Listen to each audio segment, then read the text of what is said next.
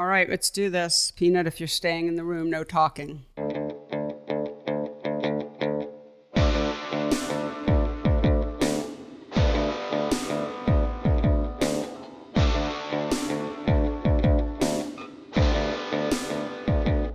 Hello and welcome to the PhotoWork podcast, the talking, touchy-feely version of my book, PhotoWork, 40 Photographers on Process Practice.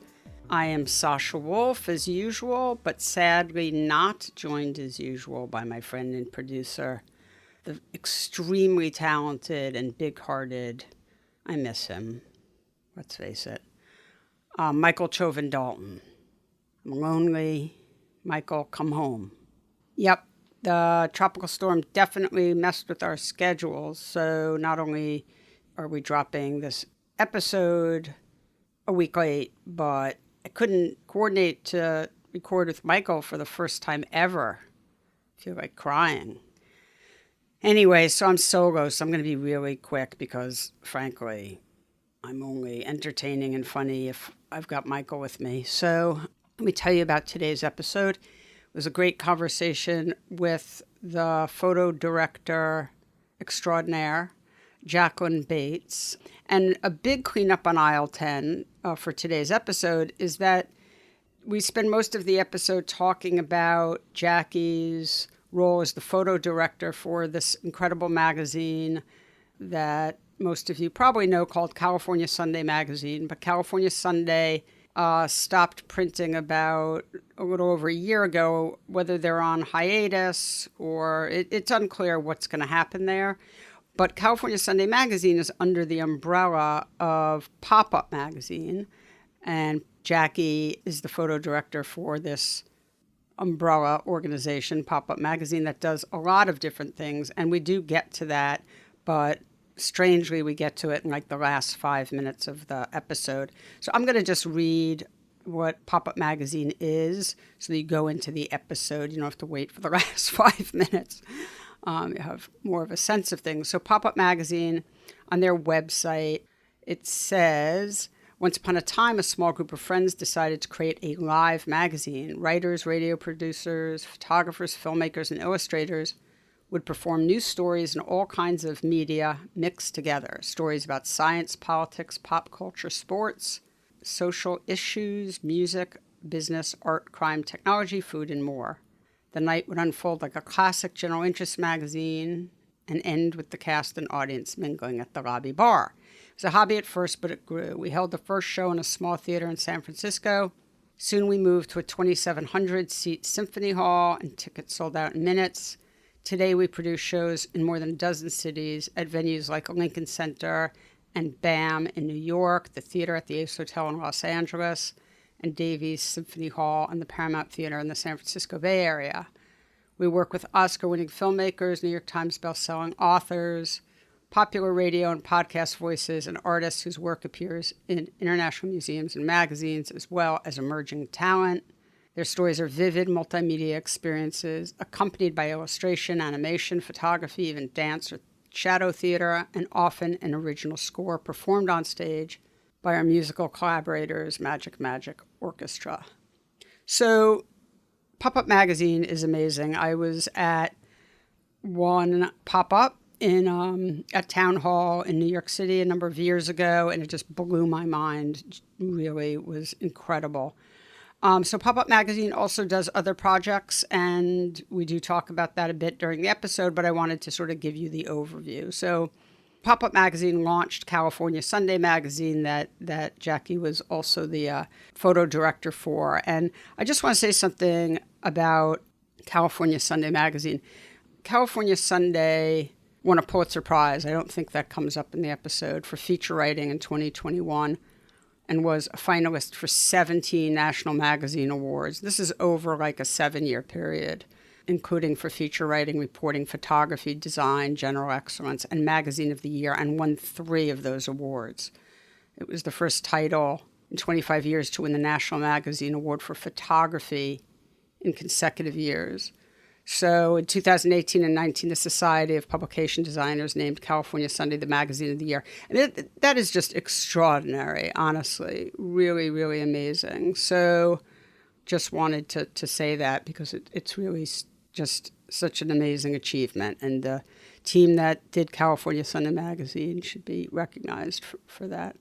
So, okay, I'm rambling. Without further ado, here's my conversation with the wonderful photo director and human being, Jackie Bates.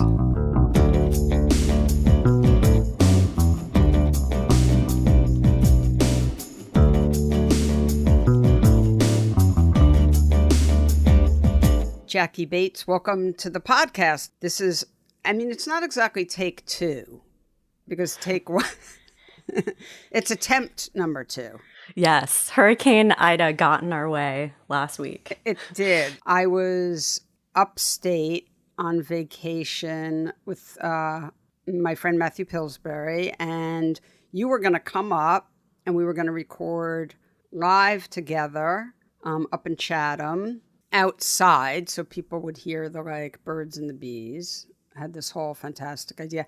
And also Matthew was going to be sort of like my co-pilot, because I thought that'd be a lot of fun because he shoots on assignment a lot and would have questions, his own questions. But yes, then Hurricane Ida happened, and suffice it to say, you literally couldn't get out of the city. So yeah, I was driving up the FDR and it was starting to flood, so I thought maybe I'll go in the morning, and then both the FDR and the Hudson River Parkway were still flooded. So I physically could not get up to you. And so here we are. We thought about sending you a helicopter, but we don't have quite the budget for that. So yep, old school. Here we are.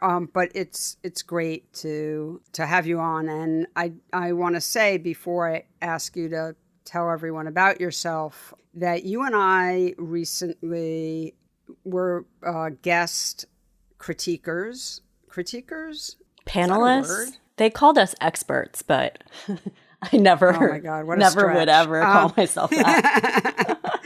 Anyway, we helped out our friends Greg Halpern and Alessandra Sanguinetti with their Magnum mentees. We helped out critiquing work, whatnot together. And, you're my friend and I love you. And I know that you're really brilliant. But I have to say, when we were doing that, you were just saying things to these students that blew my mind. And I was like, oh my God, Jackie thinks in a way like we have so many similarities in the way we think about work. But then there are these real differences because of what we do and how we use photography. And I just was so floored by a lot of the things that you were saying that I was like, please come on the podcast. That's what happened. So thanks, Sasha. It's very kind that of you. I've embarrassed you. So let's do what we always do, which is just tell the listeners, about yourself and what you do and how you got to where you are today. Yeah. So I love that we're doing the podcast now. I'm starting a new chapter in my life, returning to New York after, I think, 9 years of living in San Francisco. And I'm back closer to family, keeping my same wonderful job. But I love being back in New York. Fall is upon us. But I didn't start working in photography or thinking about photography until my teens. But I grew up in a really musical household. My mom is a classically trained pianist, a composer. So my first kind of venture into the arts was more in the performing arts. So I grew up studying piano, the cello, which I recently took up again, but I've already quit to start Spanish.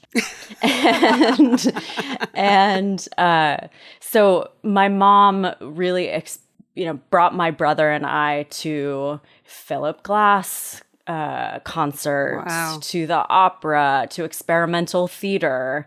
And so after piano and cello, I started playing the guitar during my Kurt Cobain phase. And so from music, I then studied acting and would take the train to New York every Saturday for a bunch of years, which was interesting because I grew up so shy. I was so shy. And there was something I loved about creating a story about a person, an imagined person. And so I studied acting for a few years and then had my, I even auditioned for the Babysitter's Club movie and got a call back. And I really enjoyed it, and kind of thinking about all of the pieces or all of the people involved in the making of movies. But then really, a shy person is not, I don't know, I didn't really feel like I had it in me to do the whole acting thing. So I studied fashion design at Parsons. Again, all these Saturday programs, I would take the train in from Connecticut because I lived an hour outside of the city, just getting immersed in New York. And so after fashion design class, I discovered that Parsons did a summer program in Paris. And so it took me a year to save up working at Gap Kids for $5.56 an hour. And so I studied at Parsons Paris for photography, because I had always taken pictures of my friends and family and the landscape where I grew up in Connecticut. And so I did that when I was 16, and we had a visit with Magnum Paris, the director there. And so learning all about the archive and what they did, and they were just an incredible, iconic agency. And so when I got back to Connecticut, I applied for an internship there. And actually, Kim Boris was the one who hired me, who now runs Hire Pictures. So I've known her for ages. And I'm not really sure why she hired me, because my resume had probably 2 things on it, including working at the Westport Country Playhouse at the concession stand. So she saw something in me, and I am grateful for that. And so I worked in the archive there. So magazines would write to Magnum and say, we're looking for a picture of a sunset. And so I would physically go back into the archive and thumb through the sunset folder. And the archive was at the very beginning stages of being digitized. And of course, now it's all digitized. Mm-hmm. And so I decided to go to school for photography. And while I was in school, I interned at museums, galleries, and magazines, because I loved taking pictures for myself. My work was always about my Italian-American family, but I knew that I had to support myself in the freelance photography life. That's a hustle, and I didn't know if I would be able to have a consistent paycheck, because I had very real student loans. And so I interned at Jane Magazine, Art News Magazine. All I did was return artwork to galleries and museums, which, seems like it would be very administrative and boring. But that was a way that I was able to learn where all the galleries were and where the museums were in New York. And so I graduated from SVA and got a job at Interview Magazine 2 weeks out of school as a photo assistant. And I really like the pace of making a magazine, and also how collaborative it is. Every issue, I'd be working with a new set of contributors. So from photographers, writers, stylists, hair and makeup, celebrities, artists, being surrounded by a different group of people for each issue. And also being part of an editorial team and the discussions around covering a specific story and what the approach might be and how to shed new light on a topic. And then really understanding that process of editing together that series of stories to make a whole cohesive issue. Mm-hmm. And in college, I worked for the Whitney Museum, and for 2 years worked there. And I think we worked on 2 things: the Ed Ruscha photography show and Rye McGinley's first museum show. And I loved the power, the impact of working at a museum. But I felt like the fast-pacedness of publishing was more intriguing to me at that time. And here we are, X amount of years later, still working in publishing. Mm-hmm. So I worked at Interview Magazine for just short of a year, but it felt like it was, 5 years because of the small staff that worked there. Tiny team, crazy deadlines, a wonderful and demanding editor-in-chief. But I learned so much because it was a 2-person photo department. It was me, the photo assistant, and the photo editor. And so very early on, I wasn't just processing invoices. The photo editor left the magazine at the time, and I was there in the photo department by myself, just, a couple months out of college, producing cover stories and that's amazing. And dealing with, because Ingrid Sishi, the editor-in-chief, was friends with all the famous artists and photographers. And so I was really immersed in that very early on. And after interview, I went over to ELLE magazine for actually 5 years, but 2 of those years I was part-time because I went to grad school back to SVA. Tina Barney was my thesis advisor there. Wonderful program. I loved going to school in New York. And I wanted to get my MFA to have maybe a more rigorous training and also to eventually teach. And so I was at ELLE, which is kind of the opposite of Interview magazine. Interview is, started by Andy Warhol in 1969. He used to pass out interviews on the streets of New York. And then going to ELLE magazine, which I think people would say mass with class. And so the circulation is over 1 million. And so that challenge was, how do you create interesting imagery that actually is going to appeal to most of America, as opposed to just being this downtown cool magazine? Who cares about you? And if you like what you're looking at. And so after ELLE, I went to actually my dream magazine, W magazine. And so W, I used to study all the magazines in college in the library because I couldn't afford to buy them. And so W was this perfect mashup of art, fashion, and celebrity.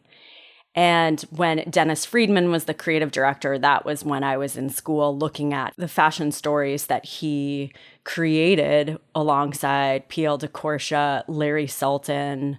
They were just mesmerizing to me. How can something be so artful in this magazine that's for hundreds of thousands of people to see? And so I fell in love with fashion photography because of those years at W. So I went to W. I took a demotion.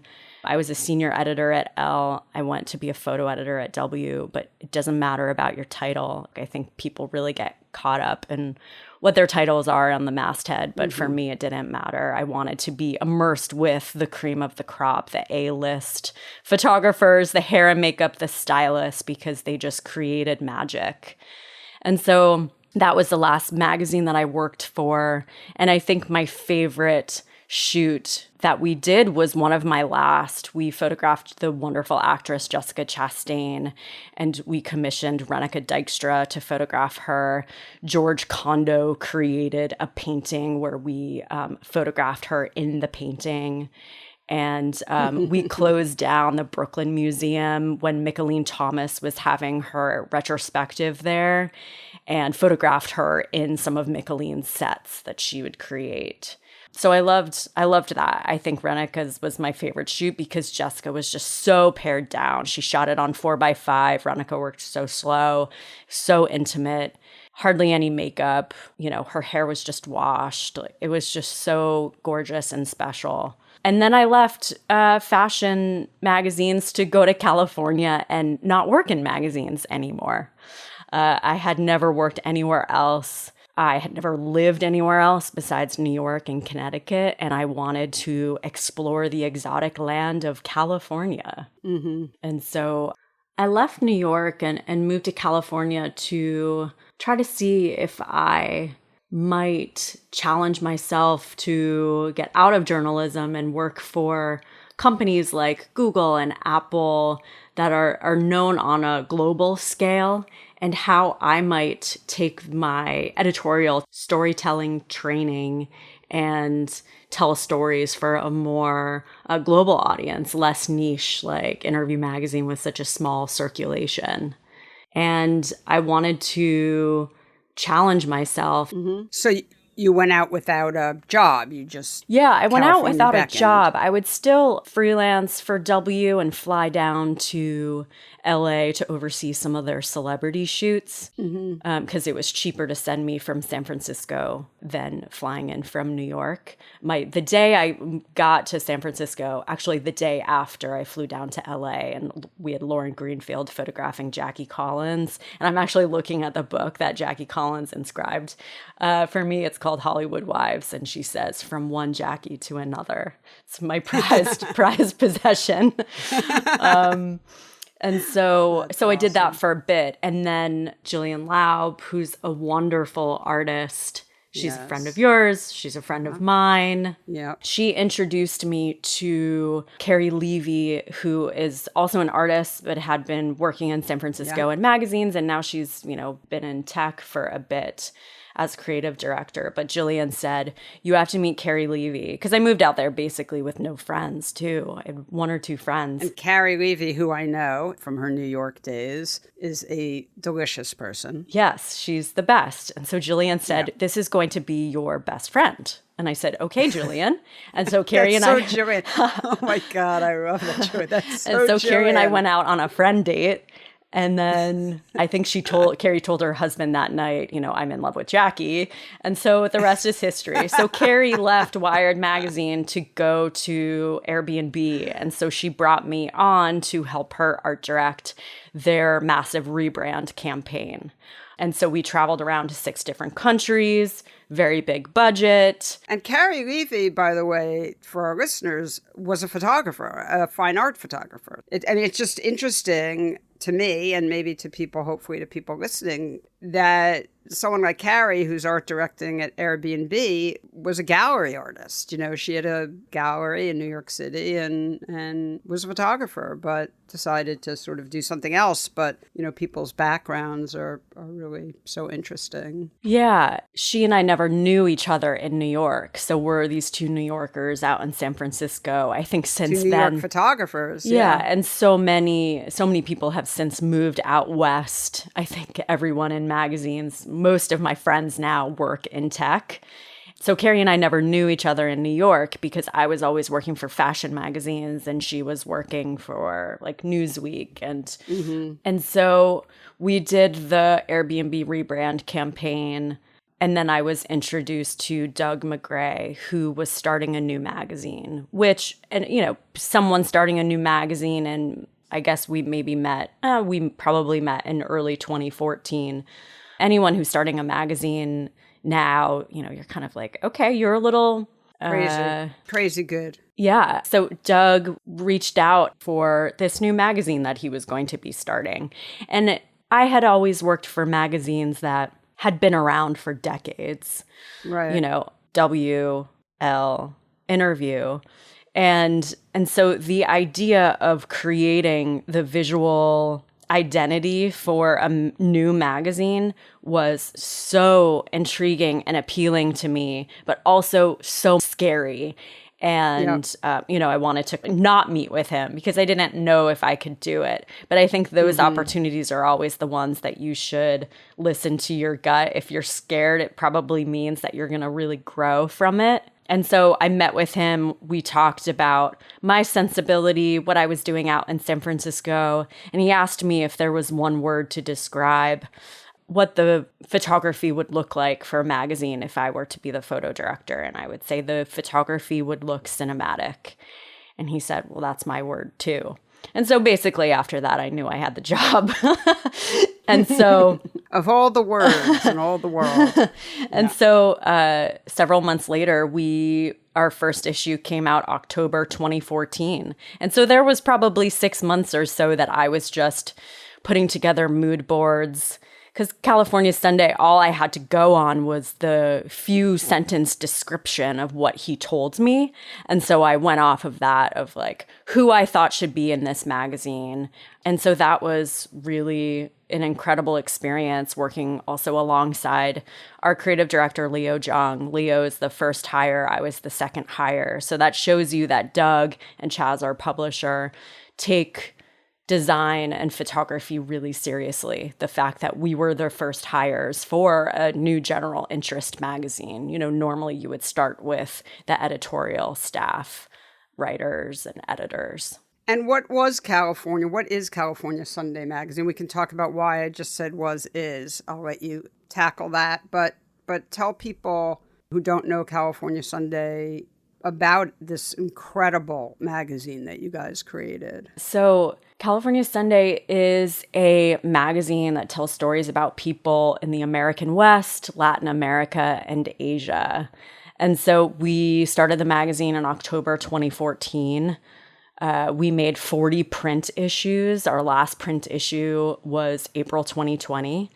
And it was available in the San Francisco Chronicle, the Los Angeles Times, for a short stint in the New York Times, and then you could buy it at bookstores or subscribe. It looks a little bit like the New York Times Magazine. I just want to give people a visual as far as its size and how it feels. It's not the same, but it's, compared to like something like Aperture, which is like this thing that you could hit someone on the head with and knock them unconscious.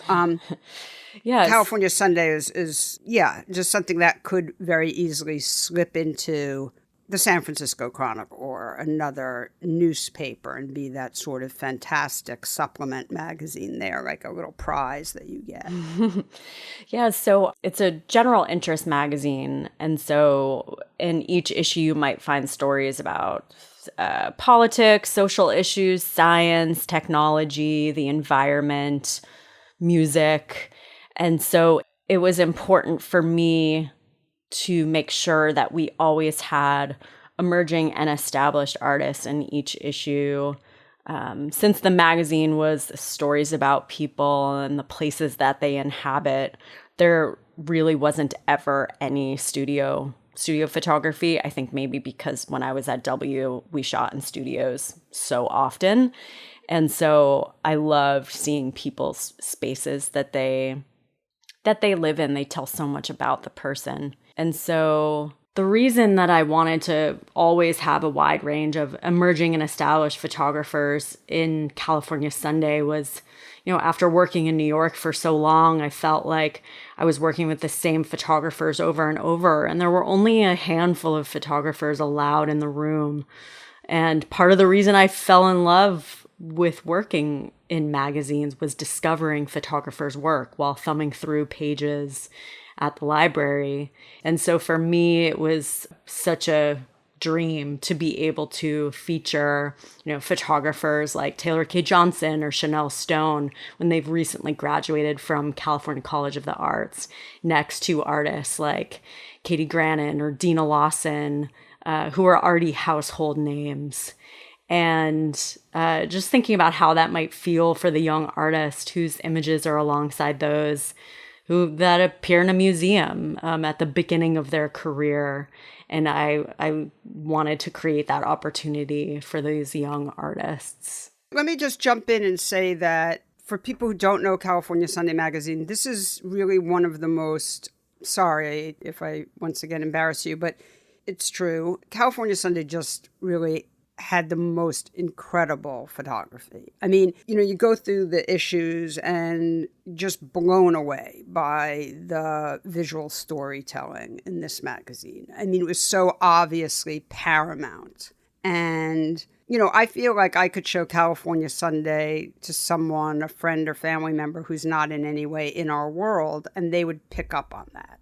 They would be like, wow, this is really an incredible visual magazine. Thank you for saying that. Yeah, I mean, it's really just mind-blowing. And then, if you are in the industry, then you're like, oh my God. I mean, the names of the people. I mean, you worked with so many of my personal favorite photographers. I mean, the list of people that you got is really just extraordinary. And I know that you worked with some people before they became sort of more well-known, and others you worked with, like Richard Mizrak, who was already Richard Mizrak. But I really am so curious and would love you to talk about, like, making those decisions. Did you always know who, like, I want to assign this story to this person? Or did you have a story and sometimes have to go on a sort of walkabout to find an artist to match? What was that sort of ratio there between knowing and finding? I think it's a mix. It's always been a mix in California Sunday. I am so grateful to Richard Misrak for his early support of the magazine. He was in Pop-Up Magazine, which is our live storytelling event, several years ago, and really enjoyed the experience. We introduced him to one of his long-term collaborators, Guillermo Galindo.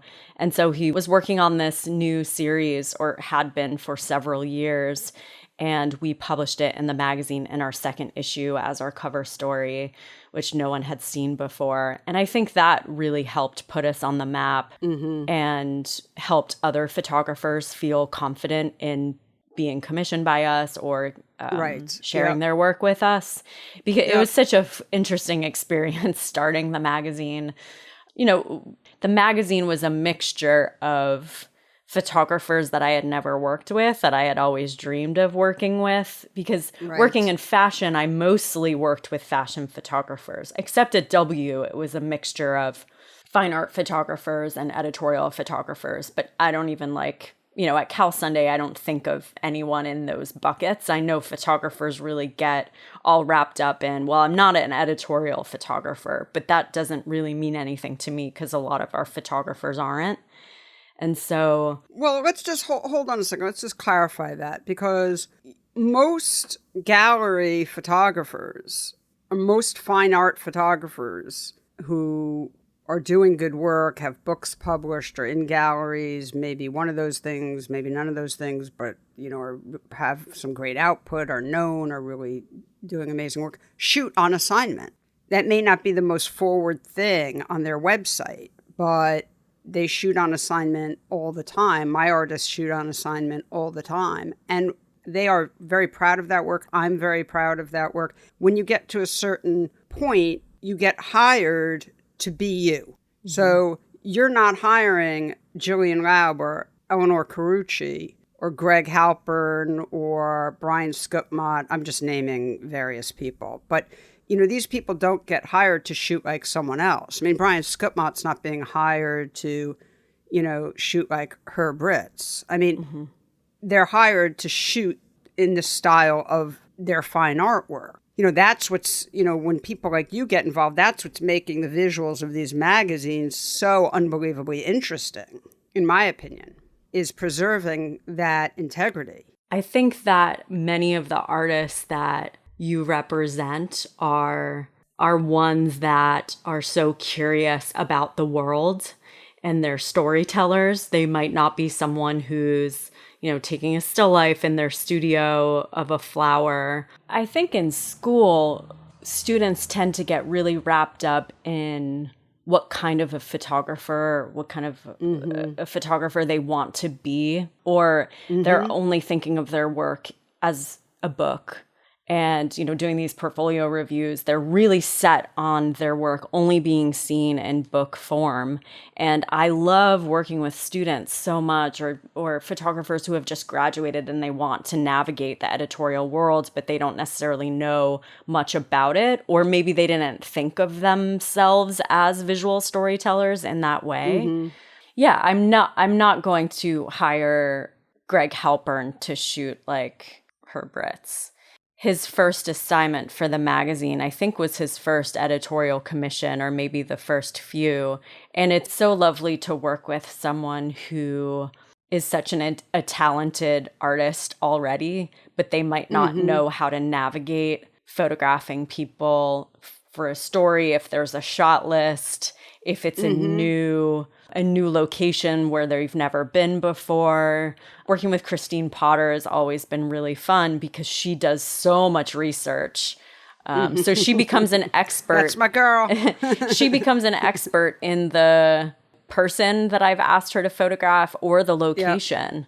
I had her photograph the cover story for a story by Mark Eriks about Paradise, which was at the time the biggest fire that California had ever seen. And she just became an expert in all things Paradise related and met everyone in town too.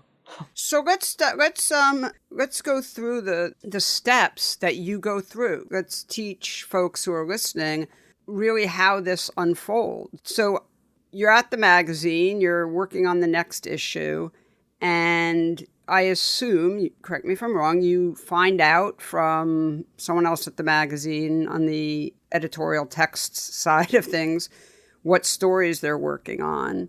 And you have to then figure out who to hire to shoot for those stories. Is that right so far? So we get a lineup, which is a list of all of the stories that we're going to include in that issue.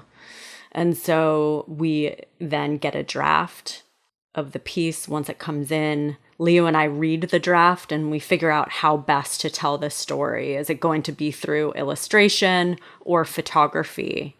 And then once we figure that out, and if it is in fact photography and the story takes place in Bogota, I'll then do a deep dive of the photography scene in Bogota.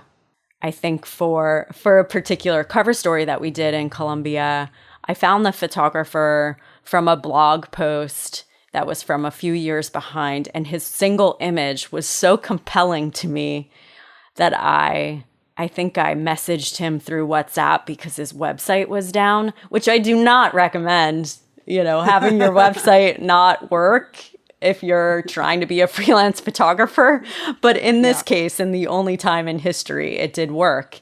And so that's what we would do normally. Sometimes if there was a photographer that was based in New York, but the story was in LA, sometimes we would fly a photographer, but that was mostly when I worked in fashion. There were lots of planes all over the world. So it's funny. So I think it's like you think of, those of us who aren't in the business, we think of like the writer and the photographer going off to do a story together. But of course, right, the story's done, and then you need the visuals to go with something that's already been written or reported on. Yeah, and sometimes, like with Greg Halpern, who photographed a story on a coal town in Wyoming, he went with Abe Streep, the writer, because there were a few events that were occurring while the writer was there that we wanted to get photographs of. So that was that was a time when they went together.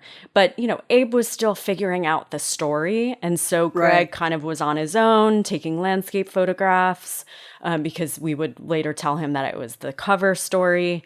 And then we got the draft back in, and we had Greg's images, and we felt like we wanted more of a sense of place and the people who lived there. And so Greg went back for a week on his own with no shot list, just, do your thing and tell the story of this place in Wyoming. And he came back with just remarkable images. So one of the things that I alluded to earlier was that when we did this, when we guest critiqued or whatever we did, whatever we're calling it, for the Magnum mentees recently, that you just said a lot of things that were just so interesting to me. And they were sort of in this vein of, how you think about or how you communicate with a photographer to make pictures that tell the story the way you want to tell it, or the way you feel it needs to be told, and how that affects point of view and focus. And I just wonder if you could talk about that a bit, sort of wide shots versus close-ups, interior, exterior, like, how are those decisions made, and how do you think about that, and how do you communicate that to an artist? California Sunday wasn't a templated magazine, so every single feature in the magazine over, the course of 40 issues was completely different. And so what we wanted, Leo and I and Doug, we wanted when you're flipping through the magazine to always be surprised when you're looking at this story from one story to the next. And visually, they must look different too. I mean, that was just my rule. And so it was always the story comes first. And so you're reading the draft, and then it is many of our stories. I think my colleague Joy Shan has this beautiful quote about describing California Sunday Stories and how she often finds herself talking about them, the elements that make up a great novel or an engrossing movie, because you've got your complex characters, your rich sense of place, an engaging plot, maybe there's some suspense in there. And so I always kind of diagnose a story and think about how it should unfold almost like a movie. Because they're so rich in scene and sense of place, our stories. And so once I get a photographer on board, I have them read the draft. And then, I talk about shot lists sometimes. I think there's some important things that we always would ask for. We want to get a sense of place of what this town looks like in Paradise. But then also, I want you to discover things on your own and come back and show me what you learned, because you're on the ground. I'm not. I'm at my desk. So I'm looking at it from a reader standpoint of what I might want to see to understand this place fully, instead of just, a portrait of someone in their office sitting behind their desk. Well, what else do they do during the day? Show me their daily life. Those small moments. All of those small moments really add up to something big. And so I think when talking to students and they're so honed in on, a particular place, but there's no why and there's no kind of digging in. Yeah. No, that was really interesting. It's true, because I think I was focused more on sort of like aesthetics and formal components and sort of, what's the palette and why color versus black and white and these sorts of things, because I think more in terms of individual images. It's not that I don't think in terms of bodies of work. Of course I do. But you immediately sort of honed in on like, what is this story? And if it's about this person and their place in this community, why do we never see their home? Or why do, it just was really interesting to me. You just came at it from that sort of perspective. And I just loved, I think everything you said, I was like, oh yeah, of course. I'm trained by the editors that I work with. Whenever we get a draft in, I immediately take my photo editor hat off and put myself in shoes of the reader and think about what they might be curious about. So what does this landscape look like? Who are the main characters? Where do they live? Who do they interact with every day? What does their living room look like? What does their walk to work look like, or school? All right. So you said something in passing a few minutes ago about pitching. Did photographers pitch you ideas? And how does that work? Because I think listeners might be interested in knowing, can someone just reach out to a Jackie Bates and try and break in? Absolutely. I think a lot of magazines and newspapers have information on their websites for how to pitch. Many editors do portfolio reviews, and that's a wonderful way to meet someone face to face, obviously, once that's safe again to do. But we would get pitches all the time that weren't yet photographed. And it was a informed pitch that had information about what the story was, the characters involved, also answering the question, why now? And if it was a, piece closely following one person or a family or town, how was it also shedding light on something on a national scale or international scale? But people can get to you. I think it's important to, because I hear all the time, people feeling quite discouraged trying to break in. It's impossible to get the attention of art dealers, gallerists. It's impossible to get the attention of photo editors, photo directors. But that's not really true. I think what happens is sometimes that people like you and I can get really swamped, and so we don't always respond to everyone, although I know for a fact that you and I both try and respond to as many people as we can. And I think we're both pretty good about that. But just because someone didn't respond doesn't mean they didn't note you. Exactly. It may just mean that they are so underwater and they were supposed to be home 2 hours ago to feed their kids, or they had to run to another meeting or this, that. People get really busy, but don't be discouraged. You can cold submit to anyone at any time. And, if people like your work, they'll probably get back to you, but they might like your work and not get back to you, but note you. Yes. And you're in their head. And so don't think there's no way just because you don't necessarily know what the person's reaction was, which I realize is very frustrating and feels terrible. Yes. I've been at it from both sides. As a photographer reaching out to editors, I know how it feels to have someone not get back to you. And as a photo editor, I and most of my friends all feel the same way, if not all of them. We look at all of our emails, and it might take a second for us to get back to you, or if there isn't a response, it's definitely cataloged in our strange brains. Mm-hmm. But I think the reality of it is editorial staffs are quite small, so I think there's such a delay because of the size of teams. But definitely follow up with the person, but I think be mindful of how often you're following up, because sometimes you don't want to be haranguing someone. Right. I've experienced it from both sides, as a photographer reaching out to editors and as an editor receiving those emails. My inbox might be at 700 right now, but I do my best to go through every email. If I forgot to send a response, it didn't mean that I didn't look at your website or PDF. Right. Yep. Just keep in mind that editorial teams are so small right now. They aren't what they used to be when I first started out. I remember in college looking at the Vanity Fair masthead and seeing, I think, 10 people on the masthead at least. And I couldn't believe the amount of people that had a hand in photography there. And now across the board in every magazine or newspapers across the country, there's just such smaller staffs.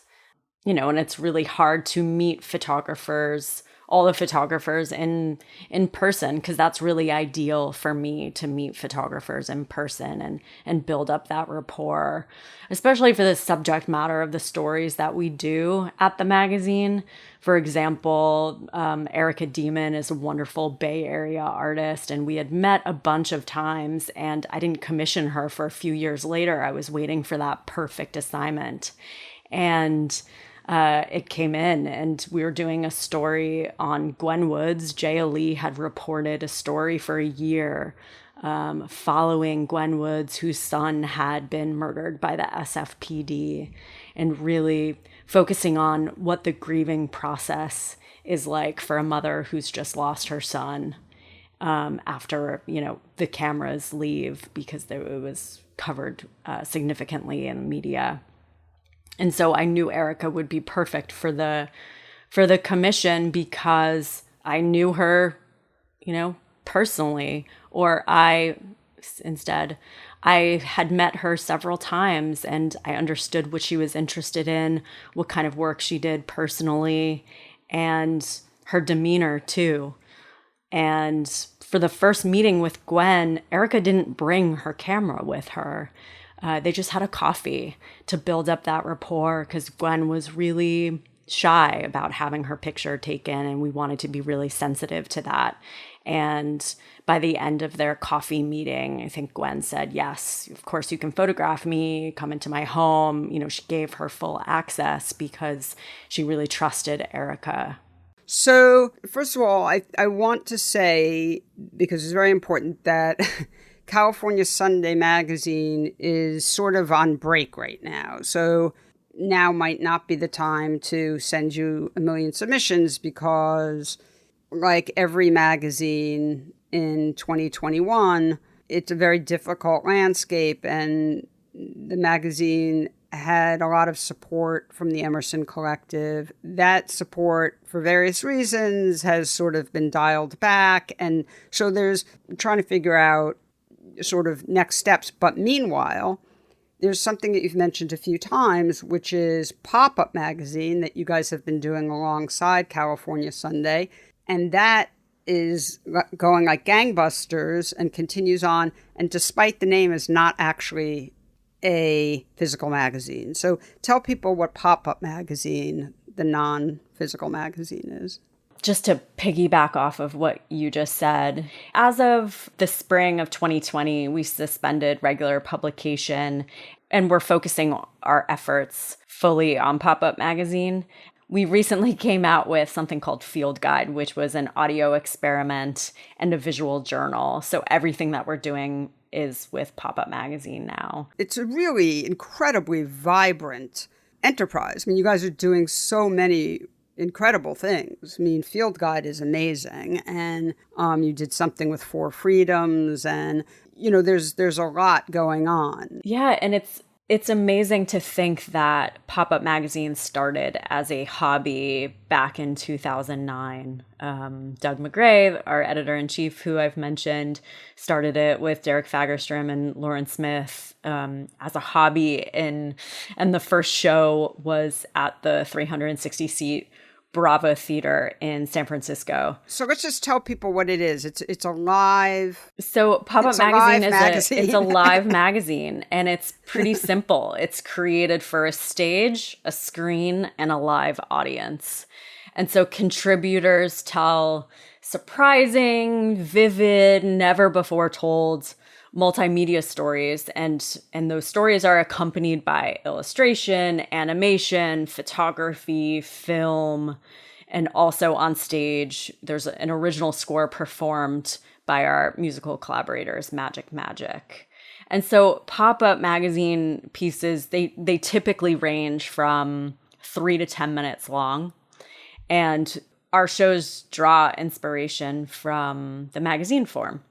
And so some of the short pieces are similar to what you would find at the beginning of the magazine, the short front pages. We call them the front of book pages in a print magazine. But there's always a live twist to Pop-Up Magazine, which makes it similar to California Sunday in that we're always reinventing the wheel, whatever we do at Pop-Up. Larry Sultan was in the first show, and he shared a scrapbook, this family album that he found at a flea market. And so from very early on, photographers telling stories on stage, and nothing is recorded. And so people feel really safe telling stories that aren't going to be published. It's maybe an aside, this scrapbook that Larry Sultan found at a flea market. Mm-hmm. Nothing goes online after. You have to be there to see it. It's such a remarkable kind of creative outlet for artists to be a part of, and radio producers and filmmakers. Yeah, I mean, I want to just say what you're not saying, which is it's a big deal. I mean, I saw one at Town Hall in New York City, which is an incredible theater. Yeah. Right? It was at Town Hall. Yeah. Yes, yeah. And, this is like a giant theater with hundreds and hundreds or thousands. I don't even know how many people Town Hall holds, but, it was packed. It's an event. The contributors are just sort of at the highest level, just doing the most incredibly engaging, imaginative, creative things. And it's a really amazing experience. And I don't know when you guys are going to start doing them live again, but everyone... get on that mailing list for Pop-Up Magazine to go if you can. Our plan, as knock on wood, but our plan is to start up again in November of this year. And so it's been almost 2 years of not being in theaters like BAM or the Ace Theater in LA, and those theaters hold thousands of people. And so it's just remarkable to think of, this starting as a tiny hobby, and then the way that we've been able to expand and sell out tickets in minutes. I feel really lucky to be part of it. And the experimental, when we're making California Sunday, we know it's a printed object. Except when we did the photo issue, we expanded the anchoring photo essay into a photography show at Aperture Gallery. Mm-hmm. Every story at Pop-Up Magazine is different, and we think about the theatricality of each story in such a different way than something that's just on the printed page. Yep. And there's often audience participation. Mm-hmm. Like there was once a story called One Breath. That was 3 minutes and 38-second audio profile of a free diver. And that was the exact length of her record-breaking dive. And so the story included audience participation, asking how long can you hold your breath? And then we also had these lighting cues that mimicked the underwater descent into darkness. Oh, wow. And one story that I love so much by Samin Nosrat, who's this amazing, if you don't have the book, Salt, Fat, Acid, Heat. She's a chef and author, and she's remarkable and a friend of Pop-Up Mag. But she looked at the history of how war and international conflict have affected the flavors on your plate. And so that was demonstrated by putting flavored marshmallows in a little baggie in the program. And so we said, don't open this until Samin's story. And then she kind of walked you through the different flavor profiles of cinnamon and the history with cinnamon. That's incredible. Yeah. And so it's a little bit of everything. You never know what you're going to expect when you go to a Pop-Up Magazine show. And I love that about what we do. So a soft landing when you guys stopped publishing California Sunday because of Pop-Up. That's a pretty good deal, I think. Yes. Not bad. I mean, I know of course, California Sunday is your baby, but to continue on with this offshoot, that's just such a spectacular creation, is really wonderful, I think. Yeah. And Pop-Up, since it started in 2009, Cal Sunday was almost like the little cousin of it. We had to make it something.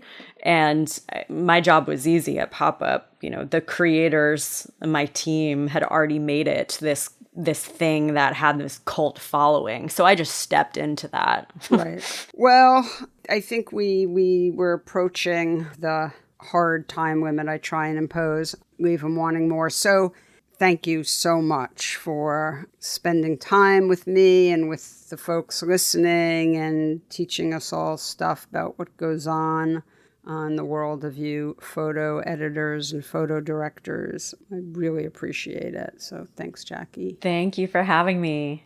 Until next time, bye. Bye. PhotoWork with Sasha Wolf is produced by me, Michael Chauvin-Dalton of Real Photo Show. The executive producer is Sasha Wolf, and our theme music is by J. Walter Hawks. You can hear PhotoWork on all your favorite podcast platforms. Please rate and review the show on Apple Podcasts, Stitcher, or Spotify, and be sure to subscribe on any one of those services or wherever you listen to podcasts.